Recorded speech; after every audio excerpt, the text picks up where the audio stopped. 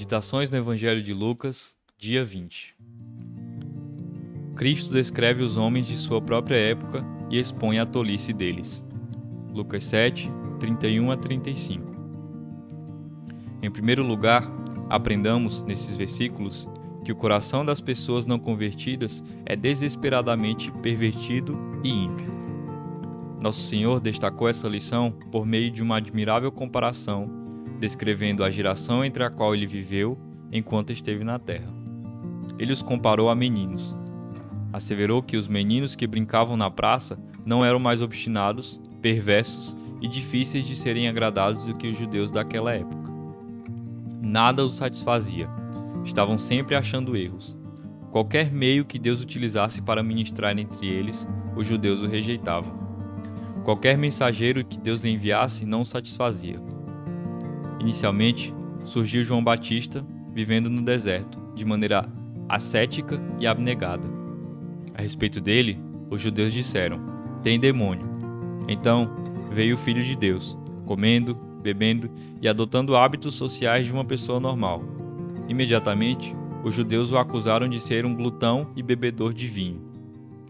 Em poucas palavras, tornou-se evidente que os judeus estavam decididos a não receber qualquer mensageiro enviado por Deus. Suas falsas objeções eram apenas um disfarce para ocultar seu ódio para com a verdade divina.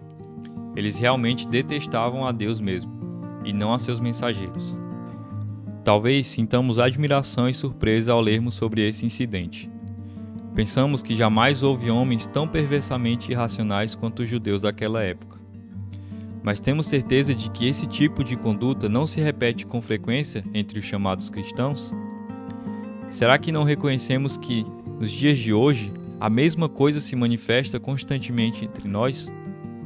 Embora pareça estranho à primeira vista, a geração daqueles que não dançam quando outros tocam flauta e não choram quando ouvem lamentações é muito menos numerosa na Igreja de Cristo. Não é uma realidade que muitos daqueles que se esforçam para servir a Cristo com fidelidade e andar em intimidade com Deus percebem que seus vizinhos e familiares estão sempre insatisfeitos com sua maneira de viver? Não importa se tais pessoas vivem com intensa santidade e determinação, os outros sempre as reputam como erradas. Se elas se afastam do mundo e, assim como João Batista, vivem com ascetismo e solidão, os outros clamam que tais pessoas são excessivamente justas, exclusivistas, restritas e desagradáveis. Se, por outro lado, se envolvessem muito na sociedade e se esforçassem tanto quanto pudessem para se interessar pelas necessidades da vizinhança, logo iriam dizer que elas são iguais aos outros e que seu cristianismo não é mais genuíno do que daqueles que apenas professam qualquer crença. O comportamento desse tipo é muito comum entre nós. Poucos são os crentes resolutos que não reconhecem por meio de amarga experiência esse tipo de reação. Os servos de Deus, em todas as épocas, não importando o que façam, sempre são acusados pelas demais pessoas. A verdade bastante evidente é que o coração natural odeia a Deus. O pendor da carne é inimizade contra Deus. O coração natural odeia a lei, o Evangelho e o povo de Deus. Sempre encontra uma desculpa para não crer e não obedecer. A doutrina do arrependimento é muito severa para ele e considera muito fácil a doutrina da fé e da graça. O coração natural afirma: João Batista se retirou muito do mundo. Jesus se envolveu demais com o mundo. E desse modo, o coração natural se desculpa para continuar em seus pecados. Tudo isso não deve nos surpreender. Devemos estar preparados para encontrar pessoas não convertidas que são perversas, irracionais e difíceis de serem agradadas, assim como os judeus da época de Nosso Senhor. Devemos abandonar a inútil ideia de procurarmos agradar a todos. Isso é impossível e tentar fazê-lo é desperdício de tempo.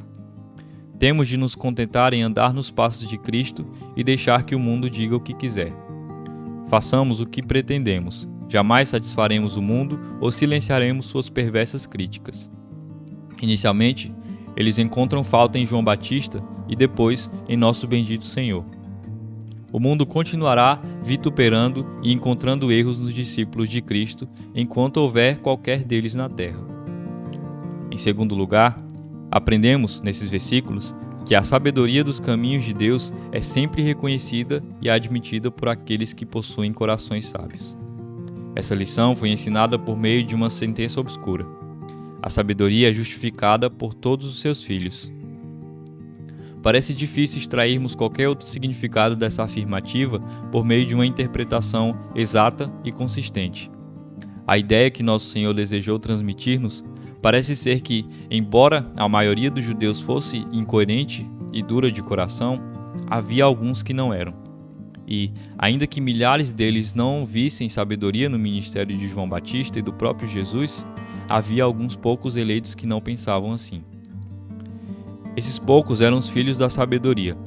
Esses poucos, por meio de sua vida e obediência, declaravam a plena convicção de que a maneira de Deus lidar com os judeus era sábia e correta e de que João Batista e o próprio Senhor Jesus eram dignos de honra. Resumindo, essas pessoas justificavam a sabedoria de Deus e demonstravam que elas mesmas eram verdadeiramente sábias. Essas afirmativas de Nosso Senhor a respeito da geração entre a qual ele viveu descrevem um estado de coisas que sempre encontraremos na Igreja de Cristo.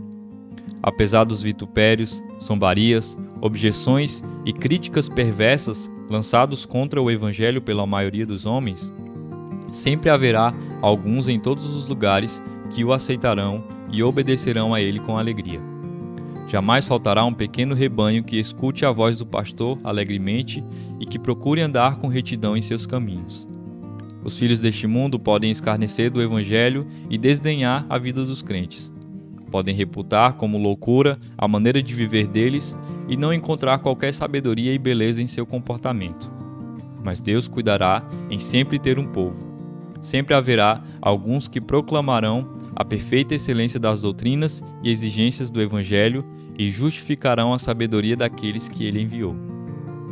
Estes, embora sejam muitíssimo desprezados pelo mundo, são os que Jesus chamou sábios. São sábios para a salvação pela fé em Cristo Jesus. Perguntemos a nós mesmos, ao concluir as considerações sobre essa passagem, se merecemos ser chamados filhos da sabedoria. Temos sido ensinados pelo Espírito Santo a conhecer o Senhor Jesus Cristo? Os olhos de nosso entendimento já foram abertos? Temos a sabedoria que vem do alto? Se verdadeiramente somos sábios, não nos envergonharemos de confessar nosso Senhor diante dos homens. Proclamemos com ousadia que aprovamos todo o seu Evangelho, todas as suas doutrinas e exigências. Acharemos poucos que estarão ao nosso lado, e muitos se colocarão contra nós. O mundo poderá zombar de nós e considerar nossa sabedoria uma tolice, mas tal zombaria será por breve tempo. Virá o dia em que os poucos que confessaram a Cristo e justificaram seus caminhos diante dos homens serão confessados e honrados por Ele diante do Pai e dos anjos.